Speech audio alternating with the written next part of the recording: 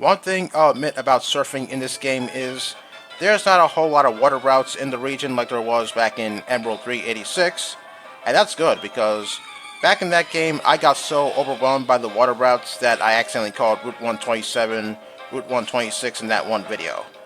Yeah, I was trying to say that towards the end of the last video, but I guess I didn't think of the right words at the time. Anyway, I'd be remiss if I didn't mention something about the surfing speed back in Diamond and Pearl, since I think we could all agree that the surfing speed in those games was absolutely horrible. The way I see it, the surfing speed in those games kind of looked like your character's walking speed. And I'd like to know whose bright idea was it to program the surfing speed like that anyway. I mean, the walking speed was bad enough, but now you have to deal with something similar to that when you're surfing? Come on. Well, one thing's for certain, something like that didn't happen in Brilliant Diamond and Shining Pearl, since I guess the game designers saw how horrible the surfing speed was in the original games, so they didn't want to subject us to that kind of crap again. Now, as for the surfing speed here in Platinum, or in this case, Renegade Platinum, well, it's a lot better than what it was back in Diamond and Pearl, that's for sure. So, I don't feel the need to say anything more about the surfing speed here in Platinum. Now, as for how the water looks in Brilliant Diamond and Shining Pearl, I said before, and I'll be more than happy to say it again. I really love how the water looks in Brilliant Diamond and Shining Pearl, since it kind of looks like you're traveling on water in real life. I was about to say surfing on water in real life, but that's something else entirely.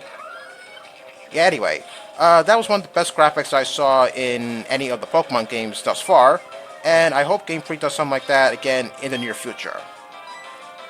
Okay, on to bigger and better things. Recently, I heard something about a 7-star Tera Raid battle event featuring a Rillaboom. So this event will start on July 28th, and it'll end on the 30th. But if you missed out on the event, then it'll come back on August 4th, and end on August 6th. And as for Rillaboom's Tera type, well, I heard it's going to be normal. Okay, I don't know why they chose normal of all things.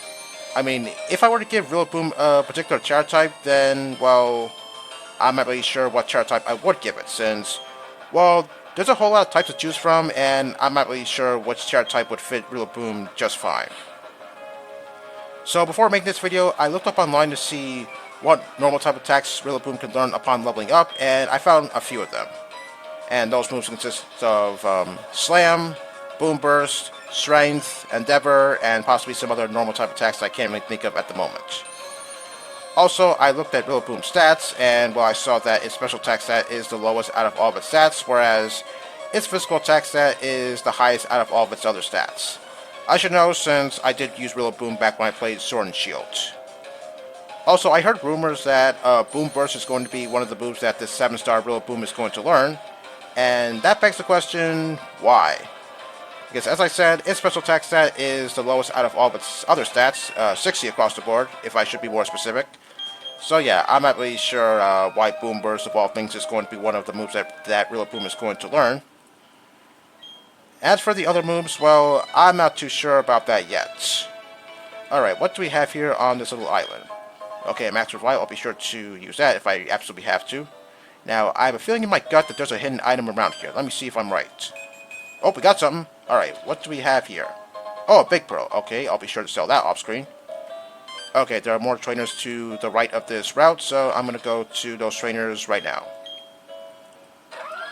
Okay, so as for that 7-star Rillaboom, well, I guess we'll learn more about it once that event eventually gets underway, since I believe it's going to come out tomorrow. Also, I don't know the full moveset of this Rillaboom quite yet, so once I find out, I'll be sure to discuss about it, if at all, since, well, it all depends on what moves that Rillaboom is going to get, aside from Boom Burst. Alright, since I'm on Route 213, well, that kind of reminds me of something. When I was last here, I was talking about something out of the ordinary that happened in the new Pokemon Snap game, and this time around, well, it's no different. So I saw two things that happened in Pokemon Snap that were kind of questionable. So one thing that happened, well, it took place inside of the cave area. I'm not really sure what that cave area is called, and I saw two Monfernos. Yeah, those Monfernos were doing the average thing that Monferno does. I'm not really sure if I can really describe it very well. And anyway, I saw one of those Monfernos jumping on the backside of a Tyrantrum. And I'm thinking, Why would you want to mess with something like Tyrantrum? That thing looks like it ripped you to shreds in a matter of seconds. Not minutes, seconds. So yeah, why the fuck would you mess around with something like Tyrantrum? That makes absolutely no sense at all. Do you want to die early? I mean, I know Monferno is known as the playful Pokemon, but there's a time and place for everything. I mean, I think the last time I was on Route 213, I said something about how Tyrantrum was seen somewhere else, and I think that thing was roaring right in your face. But don't worry, you're not going to get hurt in Pokemon Snap since you're inside that little thingy, whatever it's supposed to be called. Oh yeah, I think it did mention one instance where in the Sword and Shields DLC, I kind of taunted a Tyrantrum, and yeah, I kind of recreated something that looked like something out of either Jurassic World or Jurassic Park. Okay, guess I have to go around this guy. Okay, I believe there are 2 more trainers in the area, and they're right to the, well, right. Okay, let me see if I can try and have these 2 fight me in a double battle. Alright, there we go. Okay, I'm going to put Gastrodon in the second slot, so that way I can draw all water-type attacks to Gastrodon. I mean, not that Torterra is on the verge of getting hit with any water-type attacks or anything, or not that Torterra is weak to water-type attacks, just want to keep it safe. So yeah, I'm not really sure what those Monfernos were thinking messing around with the Tyrantrum, because yeah, that thing looks like it could kill you in a matter of seconds. Okay, another thing that I saw, I'm not really sure if it was in the same cave area, but if so, then okay. Okay, I think I saw that a Magikarp was flopping around, and also I saw some Goodras in the area. And one thing I saw that was kind of funny, actually, was the fact that, I saw that Goodra just hit Magikarp with its tail like it was a golf ball. Yeah, it just hit Magikarp into the distance like Goodra was playing golf. Yeah, I swear, Magikarp can never get any love. Whether it's a certain Pokédex entry saying that it's the most pathetic Pokemon in the world, or getting hit with a Goodra's tail. Yeah, I swear, Magikarp can't get any love at all. I think Goodra was having an interaction with another Pokemon, but I don't quite recall what Pokemon that was. I mean, there's only a certain amount of Pokemon in Pokemon Snap, so yeah, I'm not surprised that I forgot which Pokemon Goodra was interacting with. Either maybe it was another Goodra entirely, or maybe it was another Pokemon. I just don't know. But yeah, it was pretty funny to see that happen to Magikarp. Well, one thing's for certain, you're not going to see something like that on Animal Planet or National Geographic. Let's see now. How about I go with Earth Power on Lumineon? Oh, Silverwind? Okay, that's not going to do anything. I was going to use Earth Power on Sharpedo, but I think Razor Leaf is going to take it down in one hit. No, it will take it down in one hit since I said Sharpedo has horrible defenses. Okay, as I said, these 2 are the last 2 trainers on Route 213, so after I grab the rest of the items on this route, I'm going to go to a different area depending on where that is, or if I choose to go to another area entirely. Okay, no. Let me rephrase that. Once I'm done with this route, I'm going to fly to Pastoria City, so that way I can go to Route 212. Yeah, that's where I want to go next. Okay, yeah. See why I put Razor Leaf back on Torterra? Yeah, I want to do that so that way I can take down the Pokemon that I just fought in a matter of seconds. But as I said, don't worry, I'm going to put Seed Bomb back on Torterra somewhere down the road. It makes me want to take a vacation in the Hoenn region. I don't think you want to say that since, yeah, as I said at the beginning of this video, I got so overwhelmed by the water routes that I accidentally called Route 127 Route 126. Yeah, I feel really embarrassed that I got those 2 routes mixed up.